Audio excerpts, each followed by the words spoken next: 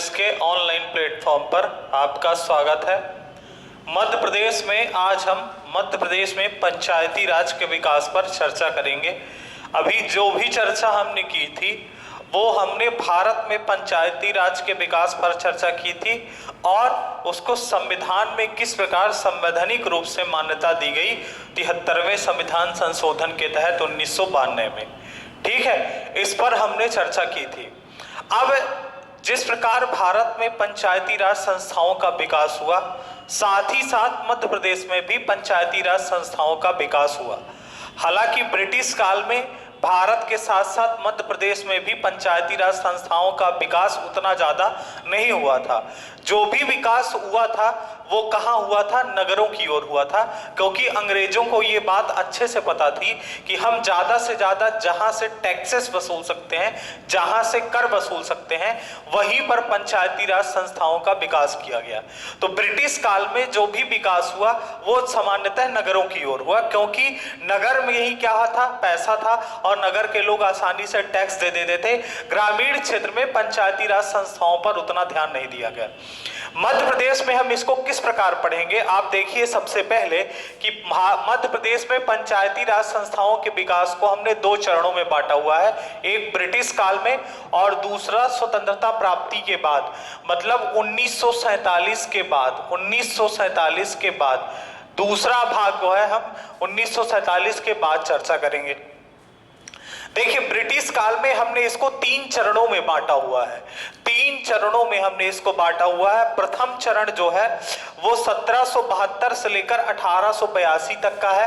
दूसरा जो द्वितीय चरण है 1882 से लेकर 1922 तक है और तृतीय चरण जो है 1922 से लेकर 1947 तक है। ये तीन चरणों में मध्य प्रदेश में पंचायती राज विकास को तीन चरणों में बांटा गया है। अब यहाँ पर हम बारी बारी से प्रथम चरण, द्वितीय चरण और तृतीय चरण में देखते हैं कि क्या क्या काम हुए पंचायती राज से संबंधित मध्य प्रदेश में। उसके बाद 1947 के बाद क्या हुआ कि मध्य प्रदेश में पंचायती राज संस्थाओं में विकास हुआ। देखिए, प्रथम चरण की अगर बात किया जाए तो प्रथम चरण में क्या हुआ कि मध्य प्रदेश में पंचायती राज संस्थाओं में जो विकास हुआ वो मुख्यतः नगरों की ओर हुआ। प्रथम चरण में आप बताएंगे कि प्रथम चरण में पंचायती राज से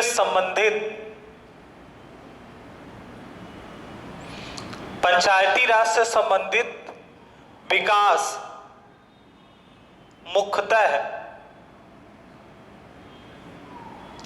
नगरों की ओर हुआ या नगरों में हुआ। ठीक है ना? जो विकास हुआ प्रथम चरण में, जो आपका प्रथम चरण है, ये प्रथम चरण जो है 1772 से लेकर कहां तक है? आपका 1882 तक। इसमें जो भी विकास हुआ पंचायती राज से संबंधित वो विकास मुख्यतः कहां हुआ? नगरों की ओर हुआ। और क्या विकास देखने को मिलता है 1864 में क्या हुआ? क्योंकि आपको पता है कि मध्य प्रदेश में ब्रिटिश काल के समय में मध्य प्रदेश बहुत सारे हिस्सों में बटा हुआ था। उसमें से एक प्रांत था मध्य प्रांत। तो 1864 में क्या हुआ कि मध्य प्रांत की जो राजधानी थी, मध्य प्रांत की राजधानी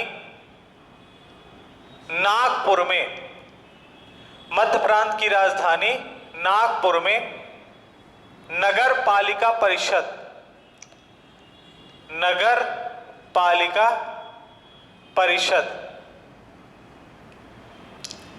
का गठन किया गया। मध्य प्रांत की राजधानी नागपुर उस समय मध्य प्रांत की राजधानी थी। वहां पर क्या हुआ कि नगर पालिका परिषद का क्या किया गया? गठन किया गया।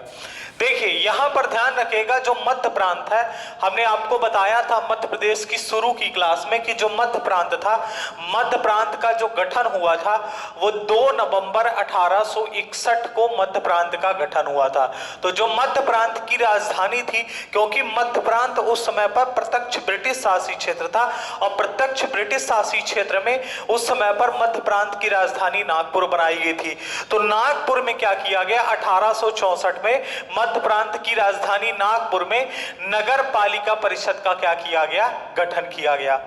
साथ ही यहां पर एक लाइन और हमें बताना है, साथ ही मध्य प्रदेश के, ठीक है, साथ ही मध्य प्रदेश के अन्य नगरों में भी साथ ही मध्य प्रदेश के अन्य नगरों में भी ऐसी परिषदों का गठन किया गया, ऐसी परिषदों का गठन किया गया। इतना विकास हमें मध्य प्रदेश में प्रथम चरण में बताना है कि 1772 से लेकर 1882 के बीच में जो भी विकास हमें देखने को मिला, उस समय पर केवल एक ही प्रत्यक्ष ब्रिटिश शासित क्षेत्र था, मध्य प्रांत। उसमें मध्य प्रांत की राजधानी नागपुर में पहली नगर पालिका परिषद का जो है, नागपुर में नगर पालिका परिषद का गठन किया गया। साथ ही साथ मध्य प्रदेश के अन्य नगरों में भी ऐसी परिषदों का क्या किया गया, गठन किया गया। ये विकास जो हमें देखने को मिलता है, ये प्रथम चरण में विकास देखने को मिलता है ब्रिटिश काल में। दूसरी चीज देखिए, जो द्वितीय चरण था, इसमें एक महत्वपूर्ण बात होती है। सबसे ज्यादा द्वितीय चरण में क्या हुआ कि जो स्थानीय स्वशासन अधिनियम था, जो लॉर्ड रिपन का स्थानीय स्वशासन का अधिनियम था, वो पारित हुआ। लेकिन उस नियम के पारित होने के बाद भी मध्य प्रदेश में स्थानीय स्वशासन या कह लीजिए पंचायती राज का विकास क्या था, अपेक्षित था। तो द्वितीय चरण से संबंधित जो भी फैक्ट है हम यहां पर लिख देते हैं। तृतीय चरण से संबंधित क्या हुआ, तृतीय चरण में आप सबसे पहले बताएंगे कि 1882 में रिपन प्रस्ताव आया। क्या आया, रिपन प्रस्ताव आया, जिसमें स्थानीय स्वशासन से संबंधित यह प्रस्ताव था। स्थानीय स्वशासन से संबंधित रिपन ने एक प्रस्ताव लाया। 1883 में स्थानीय स्वशासन अधिनियम जो है पारित हुआ। स्थानीय स्वशासन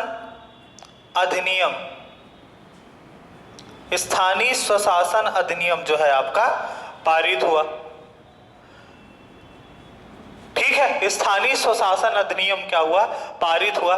इसके साथ ही मध्य प्रदेश के प्रत्येक प्रांतों में, इसके साथ ही मध्य प्रदेश के, आप लास्ट में यहां पर बताएंगे, इसके साथ ही मध्य प्रदेश के प्रत्येक प्रांतों में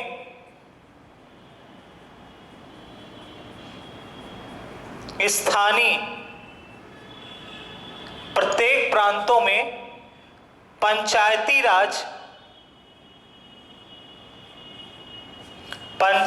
राज संस्थाओं में विकास अपेक्षित था। ठीक है ना, बहुत ज्यादा जो है तृतीय चरण में भी विकास हमें देखने को नहीं मिला। ठीक है ना, तृतीय चरण जो था 1882 से लेकर 1922 के बीच में था। अब देखिए, जो तृतीय चरण था, तृतीय चरण थोड़ा सा महत्वपूर्ण है। तृतीय चरण में हमें क्या है कि कुछ ऐसे नियम लाए गए जिसके तहत जो है स्थानीय स्वशासन में क्या हुआ, थोड़ा सा हमें विकास देखने को मिला। तो तृतीय चरण में क्या क्या महत्वपूर्ण बातें हुई, सबसे पहले आप बताएंगे कि तृतीय चरण में मध्य प्रदेश में स्थानीय स्वशासन के विकास पर सर्वाधिक प्रभाव पड़ा। तृतीय चरण में आप बताएंगे, ये चरण जो है 1922 से लेकर 1947 तक है। इस चरण में मध्य प्रदेश में पंचायती राज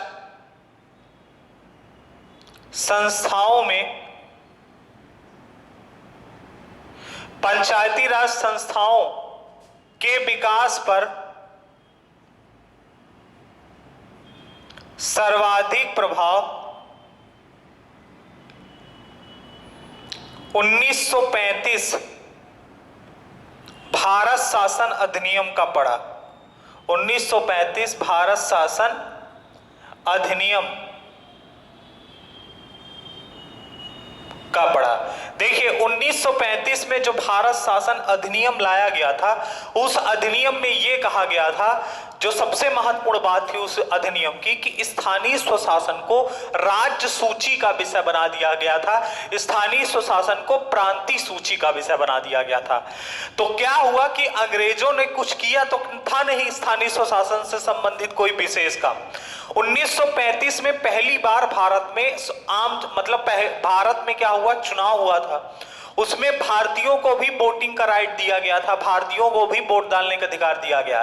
तो 1937 में जो चुनाव हुए उसमें 11 प्रांतों में 9 प्रांतों में कांग्रेस की सरकार बनी, और कांग्रेस उस समय पर पंचायती राज संस्थाओं के विकास के पक्षधर में थी।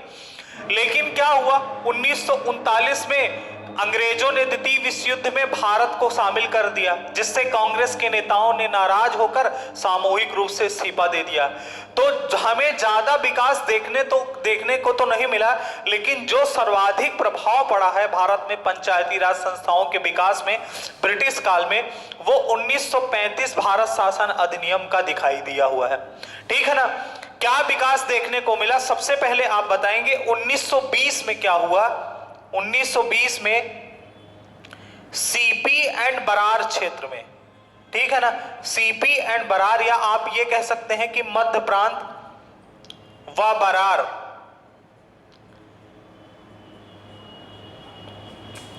मध्य प्रांत व बरार क्षेत्र में पंचायत कानून पारित हुआ। 1920 में सीपी एवं बरार क्षेत्र में, सीपी एंड बरार क्षेत्र में, सीपी एंड बरार प्रांत लिखिएगा, सॉरी, प्रांत में पंचायत कानून पारित हुआ।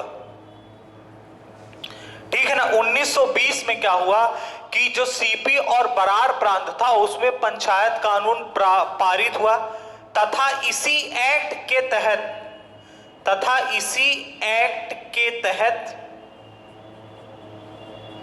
महाकौशल क्षेत्र में भी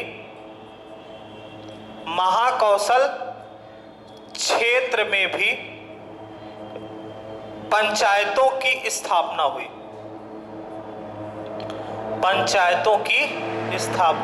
हुई।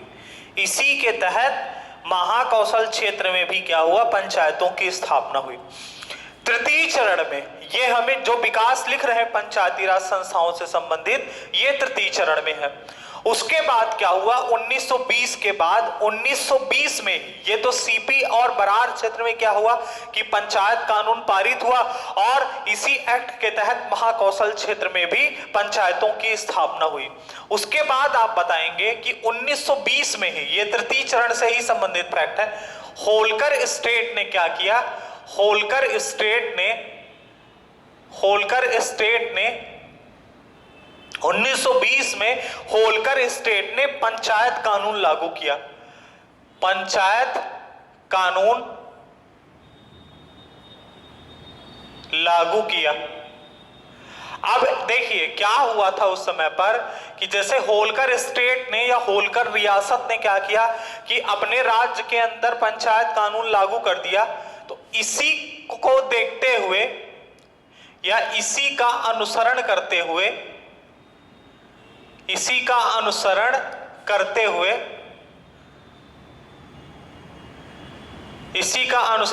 हुए ग्वालियर रियासत, ग्वालियर, धार, देवास तथा नरसिंहगढ़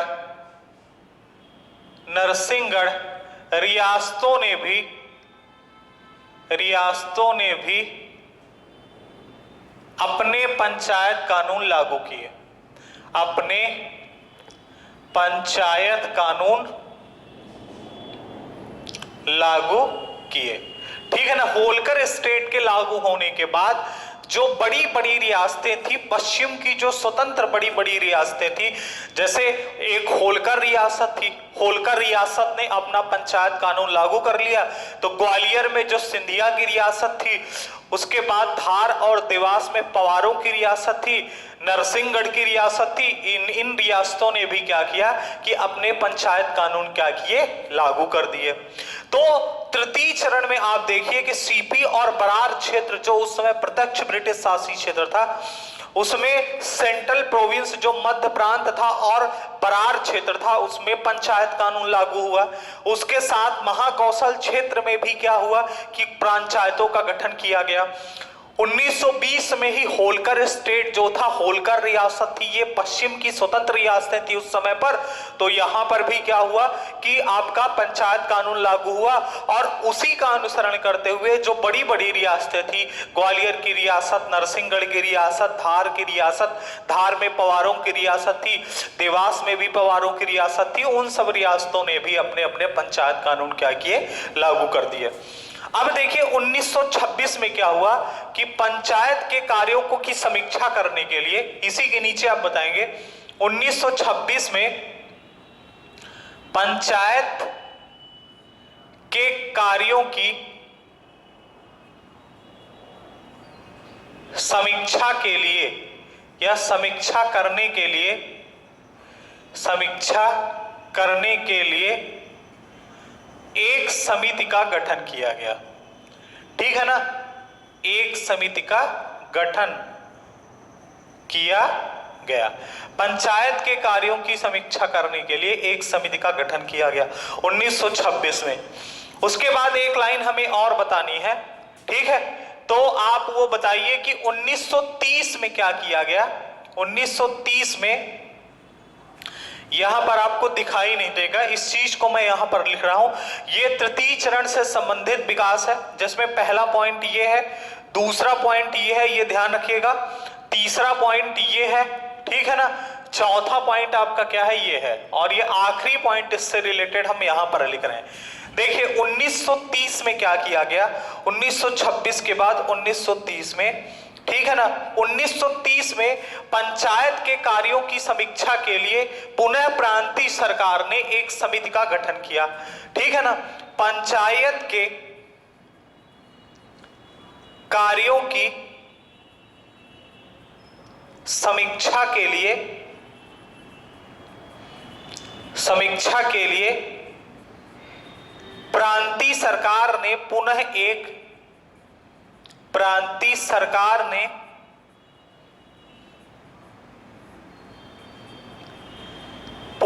एक समिति का गठन किया। ठीक है, गठन किया। इस समिति ने कुछ सिफारिशें दी थी। इस समिति की कुछ सिफारिशें थी, वो कौन कौन सी सिफारिशें थी उन पर हम बात कर लेते हैं कि इस समिति ने कुछ सुझाव दिए थे, वो सुझाव कौन कौन से थे या इनकी प्रमुख सिफारिशें कौन कौन सी थी। उसमें से आप बताएंगे कि इनकी प्रमुख सिफारिशों में जो पहली सिफारिश थी वो ये थी कि पंचायतों को अपराध नियंत्रण से संबंधित व्यवहार न्यायालय की शक्तियां दी जाएं। ठीक है ना, पंचायतों के, आप इस पे नोट कर लीजिए, मैं बोल देता हूं आपको। ठीक है, पहला पॉइंट है पंचायतों को अपराध नियंत्रण से संबंधित, पंचायतों को अपराध नियंत्रण से संबंधित, पंचायतों को अपराध नियंत्रण से संबंधित व्यवहार न्यायालय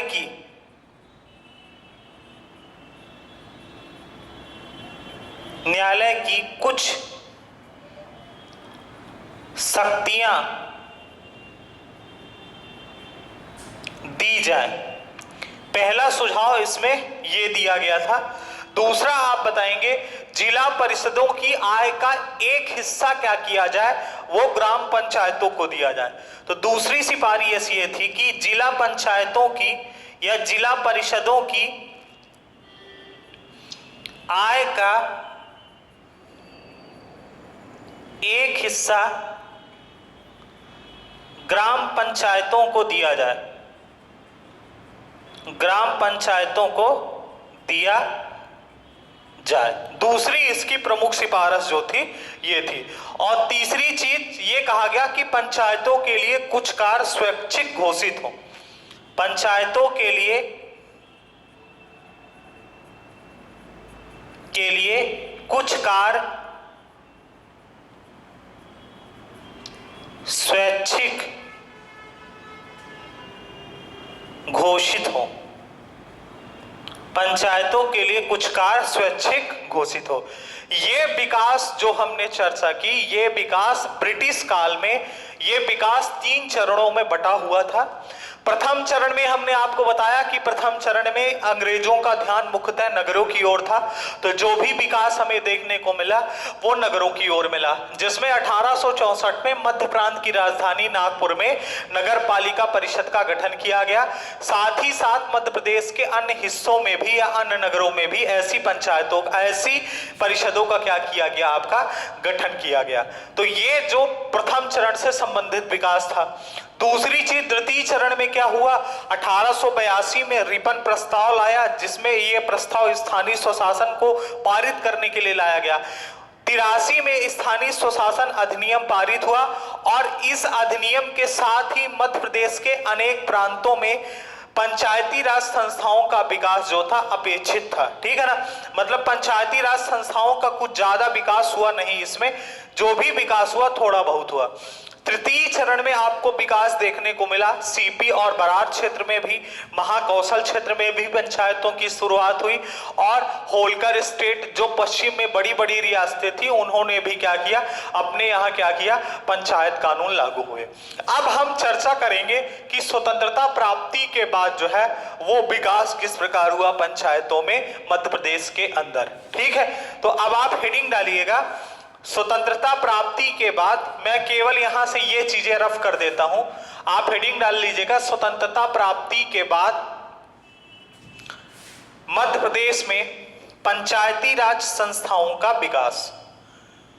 स्वतंत्रता प्राप्ति के बाद मध्य प्रदेश में पंचायती राज संस्थाओं का विकास। ठीक है, इसमें सबसे पहले आप बताएंगे कि 1946 में क्या किया गया कि मध्य प्रदेश में पंचायती राज अधिनियम पारित किया गया। सबसे पहला पॉइंट आप बताएंगे कि 1946 में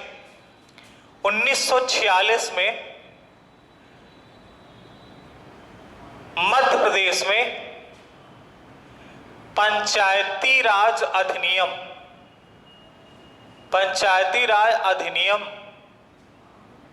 पारित किया गया।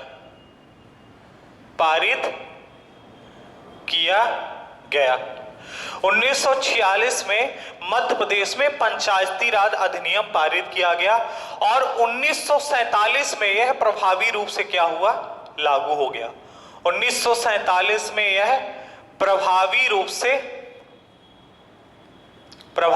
से लागू हो गया। ठीक है, उसके बाद एक चीज और आप बताइए, क्या हुआ कि उस समय पर जो प्रांतों में सरकार थी, प्रांतों में जो उस समय पर स्थानीय स्वशासन मंत्री थे डीपी मिश्रा साहब, द्वारिका प्रसाद मिश्रा ने विकेंद्रीकरण मॉडल के सिद्धांत पर 1935 में जो भारत शासन अधिनियम था उसके तहत जनपद पंचायतों का गठन किया था। ठीक है, यहां पर आप नोट कर लीजिएगा 1948 में आप बताएंगे यहां पर कि प्रांतों के स्थानीय स्वशासन मंत्री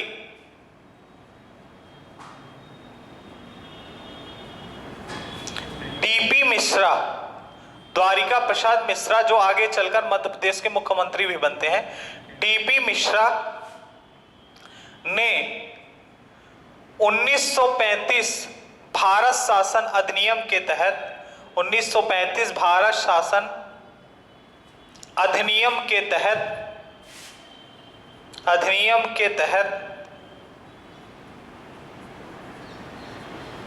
विकेंद्रीकरण मॉडल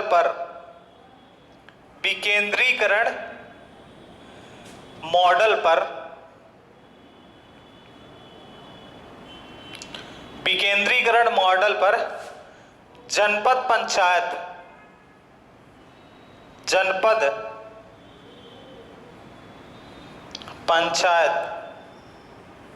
का गठन किया। ठीक है ना, विकेंद्रीकरण मॉडल के सिद्धांत पर क्या किया, जनपद पंचायत का गठन किया। अब देखिए 1947 के बाद क्या हुआ, 1947 के बाद मध्य प्रदेश उस समय पर 3 स्टेट में बटा हुआ था।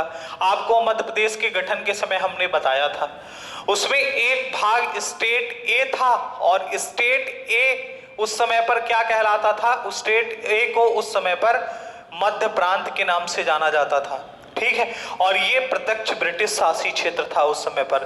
दूसरा स्टेट बी था, स्टेट बी में क्या किया गया था कि जो पश्चिम की स्वतंत्र रियासतें थी उनको मिलाकर एक स्टेट बी बना दिया गया, जिसमें बड़ी बड़ी रियासतें थी और उसका नाम क्या रख दिया गया, मध्य भारत नाम रख दिया गया। उसके बाद स्टेट सी था, स्टेट सी में क्या किया गया कि जो छोटी छोटी रियासतें थी उनको मिलाकर 2 स्टेट बना दिए गए। एक आपका बिंद प्रांत था उस समय पर, या बिंद प्रांत कह लीजिए आप, या बिंद प्रदेश, और दूसरा कह लीजिए भोपाल प्रांत। तो 1947 के बाद क्या हुआ कि मध्य प्रदेश इस प्रकार बटा हुआ था, स्टेट ए स्टेट, जो राज्यों के वर्गीकरण दिया गया था उस वर्गीकरण में मध्य प्रदेश के हिस्से को स्टेट ए, स्टेट बी और स्टेट सी में रखा गया था। अब स्वतंत्रता प्राप्ति के बाद क्या था, जैसे आप देखेंगे मध्य प्रांत में क्या होता था, मध्य प्रांत में 1948 ये स्थिति जो थी 1948 से लेकर 1956 तक थी। 1952 में चुनाव हुए सभी प्रांतों में, साथ ही जैसे पूरे भारत में लोकसभा के चुनाव हुए थे उसके साथ ही मध्य प्रदेश में चुनाव हुए।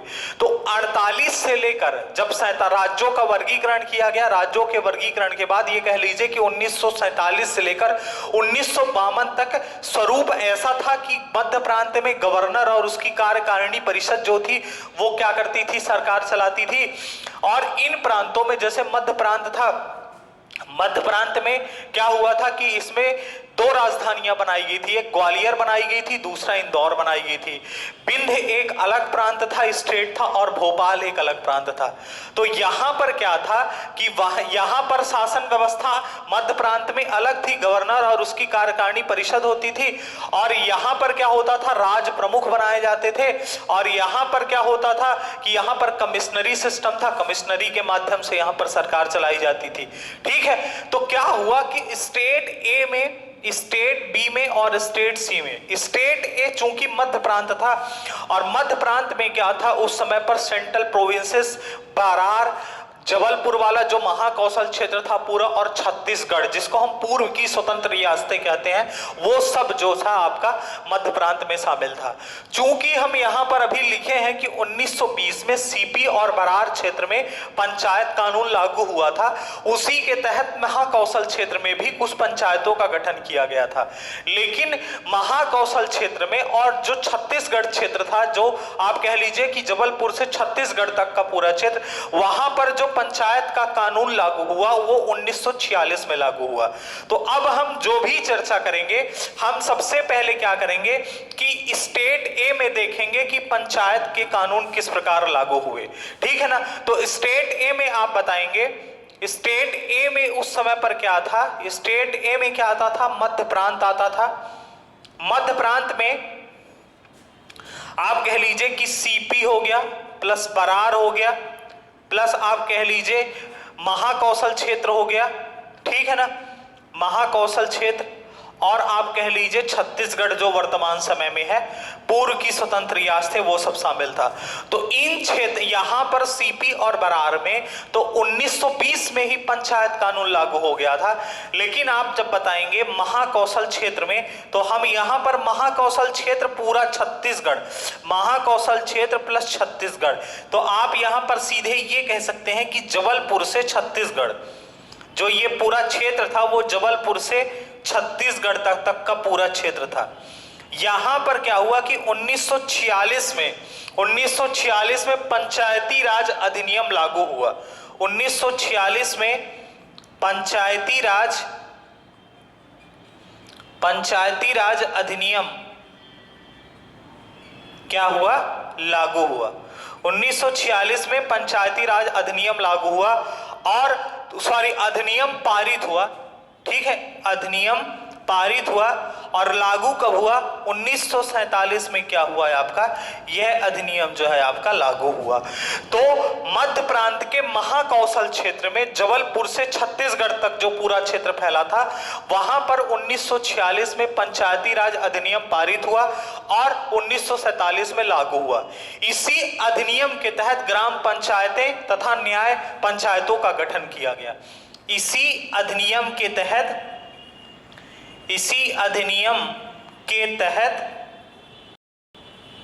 ग्राम पंचायतें एवं न्याय पंचायतों का गठन किया गया। इसी अधिनियम के तहत ग्राम पंचायत एवं न्याय पंचायतों का गठन किया गया। तो स्टेट ए में आप अब ये कह सकते हैं कि पूरी तरह से पंचायती राज कानून जो हो गया आपका लागू हो गया। अब देखिए स्टेट बी में क्या हिस्सा था? स्टेट बी मध्य प्रांत था। अब मध्य प्रांत में पश्चिम में बड़ी बड़ी स्वतंत्र रियासतें थी। तो बड़ी बड़ी रियासतों ने तो 1920 में जब होलकर स्टेट ने पंचायत राज कानून लागू किया था, उसके बाद ग्वालियर रियासत, देवास में, धार में रियासतें और नरसिंहगढ़ रियासतों ने भी अपने पंचायत कानून लागू कर लिए थे। तो यहां पर क्या हुआ? यहां पर एक नया सिस्टम लाया गया जो बाद में चलकर वही सिस्टम क्या हुआ? भारत का सिस्टम बन गया। मध्य भारत में पहली बार 3 स्तरीय पंचायती राज व्यवस्था लागू की गई। उस समय पर भारत में पहली बार त्रिस्तरीय पंचायती राज व्यवस्था लागू हुई थी। तो आप बताएंगे मध्य प्रांत में 1949 में, यहां पर मैं मध्य प्रांत से संबंधित जानकारी, मध्य भारत से संबंधित, मध्य भारत में आप बताएंगे स्टेट बी का हिस्सा है ये, ध्यान रखिएगा। स्टेट बी में सबसे पहले 1949 में मध्य भारत पंचायत राज अधिनियम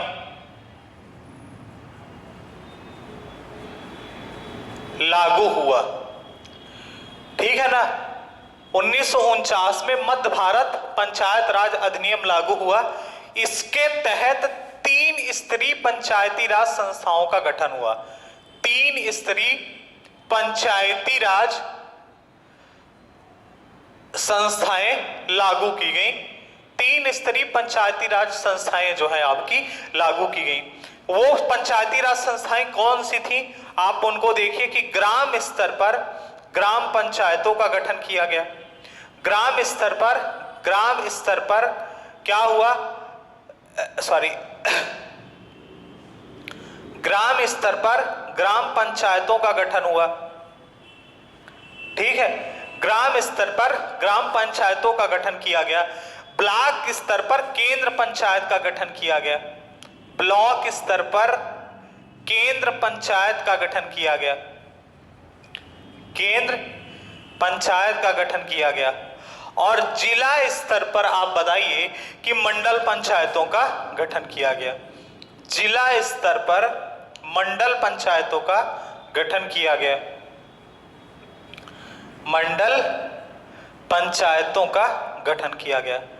अब यहां पर आप बताएंगे कि देखिए, जो मध्य भारत में पंचायती राज व्यवस्था लागू की गई 1949 में, ये जो व्यवस्था थी त्रिस्तरीय व्यवस्था थी। भारत में पहली बार, ये ध्यान रखिएगा, भारत में पहली बार त्रिस्तरीय पंचायती राज व्यवस्था मध्य प्रदेश में लागू हुई थी। त्रिस्तरीय पंचायती राज व्यवस्था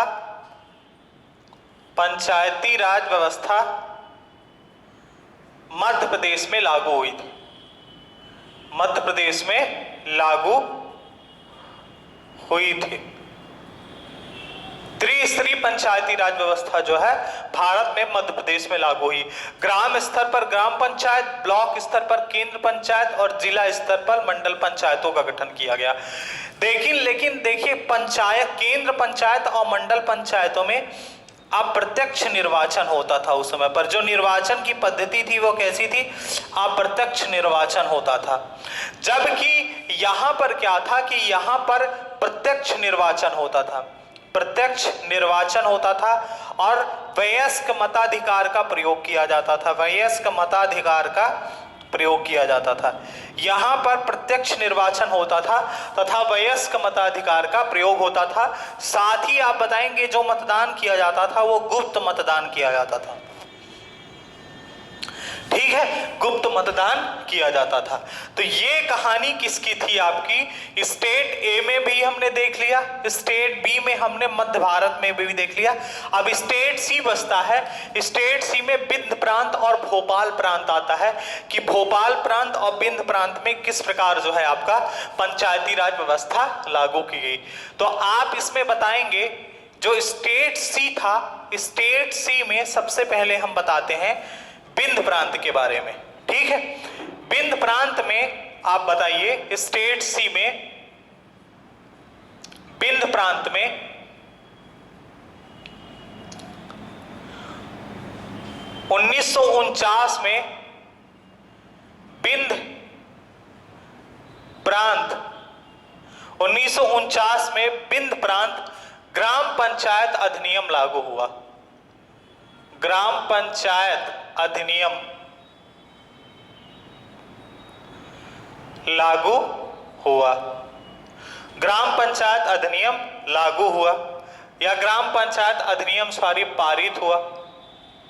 पारित हुआ। और आप इसमें एक डेट बताएंगे, 1 अक्टूबर 1951 को यह नियम प्रभावी रूप से लागू हुआ, प्रभावी रूप से लागू हुआ, ठीक है ना। 1949 में भी विंध्य प्रांत ग्राम पंचायत अधिनियम को क्या किया गया? लागू किया, पारित किया गया और 1 अक्टूबर 1951 को इसको प्रभावी रूप से लागू किया गया। इस अधिनियम के तहत 611 ग्राम पंचायतें तथा 61 न्याय पंचायतें प्रायोगिक तौर पर शुरू की गई, ठीक है। इस अधिनियम के तहत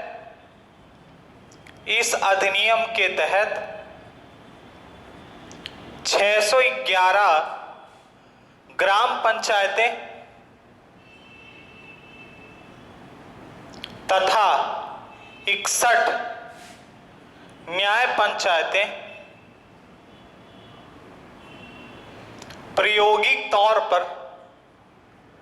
प्रायोगिक तौर पर शुरू की गई, ठीक है ना। इस अधिनियम के तहत 611 ग्राम पंचायतें तथा 61 न्याय पंचायतें प्रायोगिक तौर पर शुरू की गई। उसके बाद आप बताएंगे प्रत्येक पटवारी हलके में ग्राम पंचायत स्थापित की गई, प्रत्येक पटवारी हलके में ग्राम पंचायत स्थापित की गई,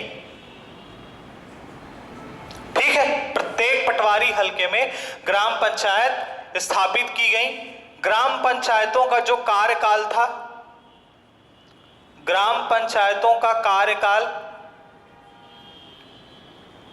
3 वर्ष था। ग्राम पंचायतों का कार्यकाल कितने वर्ष का था? 3 वर्ष का था। और एक चीज बताएंगे, विंध्य प्रदेश में ग्राम स्तर पर ग्राम पंचायत विंध्य प्रदेश में पंचायतें महासभा, प्रजामंडल, चौसा तथा टप्पा के नाम से प्रचलित थी। लास्ट पॉइंट जो है, जो इंपॉर्टेंट पॉइंट है, विंध्य प्रदेश में पंचायतें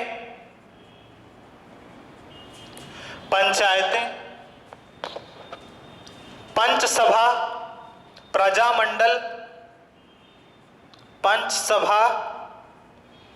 प्रजामंडल, चौसा तथा टप्पा के नाम से प्रचलित थे, ठीक है ना। ये कहानी विंध्य प्रदेश की थी कि 1949 में ग्राम पंचायत अधिनियम लागू हुआ। 1951 में 1 अक्टूबर 1951 को यह नियम प्रभावी रूप से लागू हुआ। इस अधिनियम के तहत 611 ग्राम पंचायतें और 61 न्याय पंचायतें प्रायोगिक तौर पर शुरू की गई। प्रत्येक पटवारी हलके में एक ग्राम पंचायत का गठन किया गया। ग्राम पंचायतों का कार्यकाल उस समय 3 वर्ष होता था। विंध्य प्रदेश में उस समय पर पंचसभा, प्रजामंडल तथा चौसा तथा टप्पा के नाम से क्या थी, ये आपकी प्रचलित थी। ये बात आपको क्या करना है, ध्यान रखना है। अब लास्ट में केवल क्या बचता है कि भोपाल में क्या हुआ, कि भोपाल में किस प्रकार पंचायतों का गठन किया गया। तो भोपाल में आप बताएंगे कि उस समय के जो नवाब थे वो आपके जो थे हमीदुल्ला खान साहब थे। नवाब के शाही आदेश के बाद 1947 में, ठीक है ना, भोपाल प्रांत में आप बताएंगे दूसरा जो स्टेट सी का जो प्रांत था भोपाल प्रांत, 1947 में भोपाल के नवाब के शाही आदेश से, भोपाल के नवाब के शाही आदेश के बाद, ठीक है, शाही आदेश के बाद ग्राम पंचायतों की स्थापना की गई। ग्राम पंचायतों की स्थापना की गई, ठीक है। लेकिन दिक्कत ये थी कि उस समय तक भोपाल जो है भारत संघ में शामिल ही नहीं हुआ था। भोपाल के नवाब भोपाल को एक अलग प्रांत या अलग राज्य बनाना चाहते थे। हालांकि 1 नवंबर 1949 को भोपाल जो है भारत का अंग बना। भोपाल प्रांत जो है भारत का अंग बना, भारत का अंग बना। उस समय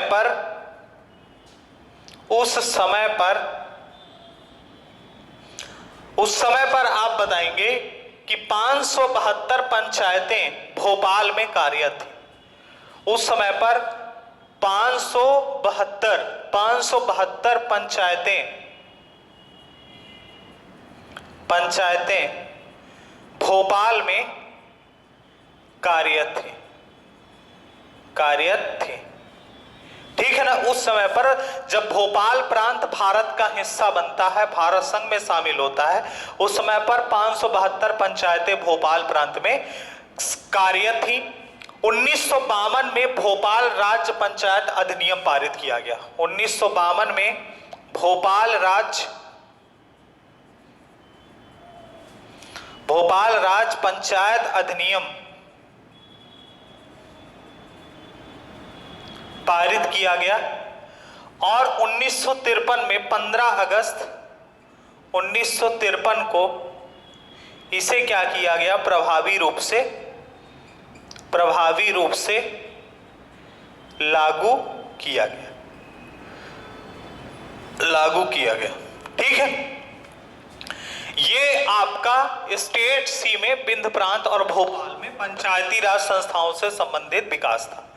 एक चीज और लास्ट में थोड़ी सी 2 मिनट की डिस्कशन कर लेते हैं कि देखिए उस समय पर जब मध्य प्रदेश में कुछ हिस्सा राजस्थान का भी था, तो राजस्थान में जो सिरोंज तहसील थी उस समय पर क्या था कि सिरोंज तहसील थी राजस्थान की, लेकिन मध्य प्रदेश क्षेत्र के अंतर्गत आती थी। तो वहां पर राजस्थान का पंचायती राज अधिनियम जो है आपका शामिल था। तो आप वहां पर बता सकते हैं कि जब सिरोंज 1956 तक जो है सिरोंज तहसील में क्या किया गया था, राजस्थान का पंचायती राज अधिनियम लागू किया गया था। 1956 तक सिरोंज जो थी, सिरोंज में ये किसका भाग था, राजस्थान का भाग था, लेकिन था कहां, मध्य प्रदेश में था। तो यहां पर राजस्थान का पंचायती राज अधिनियम लागू था, राजस्थान का पंचायती राज अधिनियम लागू था 1956 के पहले तक। ध्यान रखिएगा 1956 के जब 1956 को लेन देन की प्रक्रिया के तहत इसको दिया गया राजस्थान को, मतलब राजस्थान से लिया गया और मध्य प्रदेश को, मध्य प्रदेश में जो मंदसौर जिले की सुनील टप्पा भानपुरा तहसील में जो सुनील टप्पा क्षेत्र था वो दिया गया इसके बदले में। इसमें 19 ग्राम पंचायतें और 2 तहसील पंचायतें, ठीक है ना। उस समय तक इसमें 19 ग्राम पंचायतें तथा 2 तहसील स्तर पर पंचायतें कार्यरत थी, ठीक है ना, सिरोंज में। तो ये स्थिति मध्य प्रदेश में पंचायती राज संस्थाओं के विकास की हो गई। अब हम जो भी चर्चा करेंगे मध्य प्रदेश के गठन के समय से चर्चा करेंगे, क्योंकि 1956 तक इसी प्रकार की स्थिति बनी रहती है। 1956 में जब राज्य पुनर्गठन आयोग लाया गया तो राज्य पुनर्गठन आयोग की अनुशंसा पर एक कमेटी गठित की गई थी काशी प्रसाद पांडे के नेतृत्व में। तो वहां से जो चर्चा होगी वो हम नेक्स्ट वीडियो पर स्टार्ट करेंगे। यहां तक आपने क्या पढ़ा? मध्य प्रदेश में पंचायती राज संस्थाओं के विकास को 2 भागों में बांटा, एक ब्रिटिश काल में बांटा और दूसरा स्वतंत्रता प्राप्ति के बाद बांटा।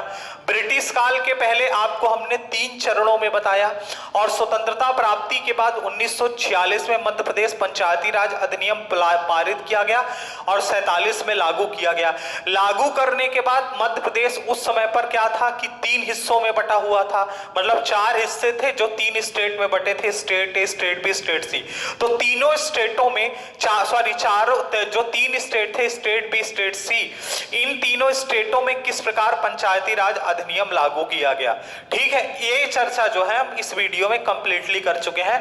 नेक्स्ट चर्चा जो है हम पंचायती राज संस्थाओं की चर्चा जो है हम अगले वीडियो पर करेंगे। धन्यवाद।